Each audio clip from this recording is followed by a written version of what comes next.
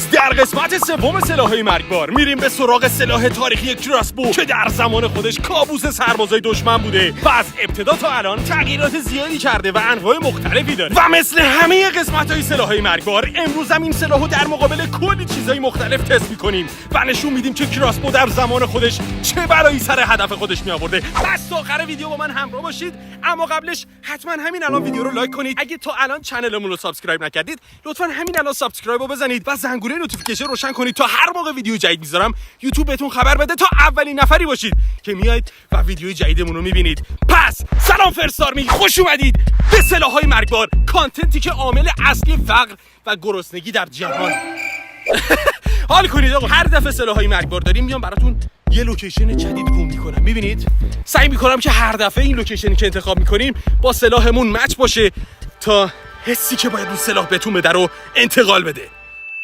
خب من اطلاعات دقیقی از نحوه به وجود اومدن کراسبو ندارم، اما چیزی که مطمئنم اینه که قطعاً بعد از تیرکمون اختراع شده. نه فهمید که خب دلیلش هم برای من کاملا قابل درکه. برای اینکه استفاده کردن از تیرکمون لازمش داشتن دقت، مهارت و قدرت خیلی زیادیه که برای رسیدن بهش و کماندار شدن شما باید سالها تمرین کنید تا اونجوری که دلتون میخواد بتونید هدفتون رو بزنید.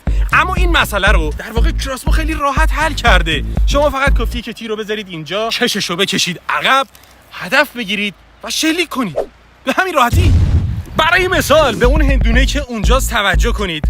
من به عنوان یک گاگول در تیراندازی میخوام سعی کنم و با تیرکمون اون هندونه رو بزنم و واقعا میخوام سعی کنم که بزنم. ببینید واقعا میشه زد یا نه. برای کشیدن کشش واقعا اولا بگم که خیلی قدرت زیادی لازم داره و بریم که بزنیم.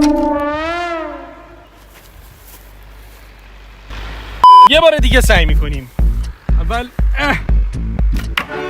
یس! تونستم و یه سولاخ خیلی قشنگ تو هندونه ایجاد کردیم که واقعا کارمون خوب. بیا اینور نگاه کن که رد شده از هندونمون و کارمون واقعا خوب بود. و حالا در تلاش دوم میخوایم سعی کنیم که با کراسبو این کارو کنیم و برای انجامش فقط کافیه که خودتون رو بذارید اینجا و این کششو بکشید اینجا، قرارش بدید، بیارید بالا، اینو بذارید اینجا. به نظر من این مرحلهش خیلی طولانی تر از تیرکمونه، اما دقتش. اومده اید؟ برای تیراندازی فقط کافیه که از اینجا به اونجا نگاه کنم و هدفمو ببینم و شلیک کنم. برو بریم. 1 2 چی شد؟ زدم؟ هشما خورد، رد شد. نگاه خیلی باحاله. اینجا تخریبش از این پشت ببینید بچه‌ها. این جای تیر قبلی مونه، این پایین این جای تیر قبلی مونه و این جای بالایی است که از این طرف رد شد و حالا باید بگردم و تیرشو پیدا کنم. خیلی‌ها فکر میکنم بعد از اینکه ما به اهدافمون شلیک میکنیم اینو همونجوری میندازیم دور و ما آدمای اسرافگری. البته من قبول دارم که تو ویدیوهامون اسراف هم میشه، ولی خب خل نیستیم که این سالم اینو میخواد. تیرکمون و کراسبو تا الان نکات مثبت و منفی داشتن. مثلا اگه شما بخواید با تیرکمون شلیک بکنید خب خیلی سریعتر میتونید این کارو بکنید، اما اگه بخواید هدفگیریتون رو یکم طولش بدید ممکنه دستتون خسته بشه یا هدفتون فرار کنه. اما با کراسبو شما میتونید یه بار تیرگذاری کنید و هر موقعی که دلتون خواست شلیک کنید و دیگه اینجا خستگی در کار نیست. و حالا میخوایم این سه تا طالبی رو مورد هدف قرار بدیم، ببینیم کدومشون بهتر میتونن با یه شلیک این کارو انجام بدن، تیرکمون یا کراسبو. برو بریم. اول تیرکمون. بچا اصلا مشخص نیست ولی واقعا کمونی که داریم خیلی این کشش سفته و برای کشیدنش خیلی نیرو میبره و باعث میشه دستم بلرزه، اما ریدیم. این چه کاریه؟ بو میدیم. تلاش دوم و فقط تونست به طالبی اول یه خطی بندازه و رد بشه. من میخوام هر سه تا رو بزنم. آره تونستم بله و تونست هر سه تا طالبی رو رد بکنه و تو سومی گیر کرد و نتونست از سومی رد بشه. و حالا نوبت کراسبوه، ببینیم که قدرتش در مقابل اون چقدره. آماده؟ واه شلیکو داشتی؟ حاجی اینجا نگاه کن، تیر از اولی کامل رد شده و دومی هم همینطور و توی سومی گیر کرده چون خورده به میز و تا اینجا برابرن. شیرینه.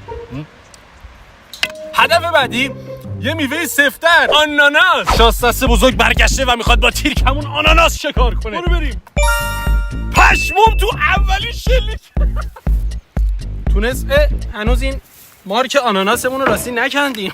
تونست خیلی راحت ازش رد بشه و منم که تونستم تو اولین شلیک بزنم. 3 2 نزدم. اگه در گذشته قرار بود شما با این از شهرتون دفاع بکنید، در واقع شما مرده بودید. یس! بالاخره تونستیم. نگاه کن، جرش داد. طبیعتا داریم به این نتیجه میرسیم که اگه شما واقعا تیرانداز خوبی باشید و بتونید با این هدفتون رو بزنید، قطعا تیر مرگبارتری به حریفتون شلیک کرد. یه لایف هک وجود داره برای اینکه بتونید خیلی راحت‌تر آناناس بخورید و اونم اینه که به این صورت اینجوری یه حبهشو در بیارید و یه جای خالی اینجا بذارید. توی قسمت قبلی سلاح مرگبار متوجه شدم که این واقعا جنس محکمی داره، چون حتی تبر وایکینگو هم نتونست به خوبی از پسش بر بیاد. خب برداشت اول با تیر کمون. 3 2 دید گفتم خیلی سفته. اوه تونست. بچه‌ها تیر خورد اینجا رو جر داد و برگشت، نتونست بره داخلش و به نظرم کار بزرگی کرده تا الان. و اما حالا ببینیم کراسبو چند هرده ملاجه. 1 2 ما پشمای آقای فیلم بردار نگاه کن. پشمام این خیلی سفته حاجی. اولین برداشت و عاشق این قسمت از ویدیو هم میخوایم ببینیم که یه دونه تیر چند تا کوکاکولا رو سوراخ میکنه و از اونجایی که من یکم کورم یکم اومدیم نزدیکتر ببینیم که امیدواریم تو ضربه اول بزنه. تونست یه دونه رو سوراخ کنه و بعدم تیرش رفت. نگاه کن کجاشم سوراخ کرد. خب البته حق داشت فقط همین یه دونه رو سوراخ کنه و بعدم تیرش کمونه کنه. اگه میزدم به وسطش شاید میتونست رد. یه بار دیگه تلاش کنیم بریم. یس تونستم و چند تاشو سوراخ کرد. پشمام نگاه تونست خیلی راحت از 2 تا رد بشه و این 2 تا رو واقعا پاره کرد. مهانا با کراسبو آماده ای؟ کورم. یه بار دیگه برو بریم. اوه آجی 1 2 تا رو به این صورت، دومی هم اینجوری جر خورده و فکر کنم تیرش رد شده و ما ندیدیم. اما در این قسمت میخوام یه چیز خیلی سفت رو تست بکنم و اونم کلاه ایمنی موتور سواریه که قراره بذاریمش روی این هندونه‌ای که اینجاست و ببینیم که اگه بهش تیر بخوره چه بلایی ممکنه به هندونه برسه. پس دوباره اول با تیر کمون تستش میکنیم که کم کم داره ازش خوشم میاد. آماده اید؟ 3 2 اوه پشمام این چه بلایی به سر کلاه آورده و اگه درش بیارم میبینیم که در واقع خیلی خسارت به خود هندونه وارد نکرد. و حالا نوبت میرسه به کراسبو که تا الان از لحاظ خسارت وارد کردن واقعا بهتر عمل کرده. 1 2 اوه حاجی خیلی خوبه بچه‌ها. البته خب این کلاه 100% استانداردی نیست ولی همینقدر میبینید که واقعا تاثیر داره. پس اونایی که موتور سواری میکنن حتما کلاه بذارید. و حالا مثل همه سلاح‌های مرگبار قبل از اینکه بریم سراغ برفشادی وقتشه که سلاحمون رو روی بافت زنده تست کنیم که در واقع نزدیکترین بافت به بدن اون بدبختی بوده که قرار بوده تیر بخوره. پس برو بریم. بازم اول تیر کمون که 1 2 3 اوه خیلی نزدیک بود که به وسطش بخوره ولی خیلی راحت می‌بینیم که از بافت زندمون که این ماهی بدبخت باشه رد شده. یه بار دیگه برداشت دوم 1 2 3 واه تونست خیلی راحت ازش رد بشه و این طرف هم خسارتی خوبی وارد کرده. و حالا نوبت میرسه به کراسبو که 3 2 اوه پشمام خیلی بهتر بود. خیلی خیلی خیلی خیلی خیلی بهتر بود.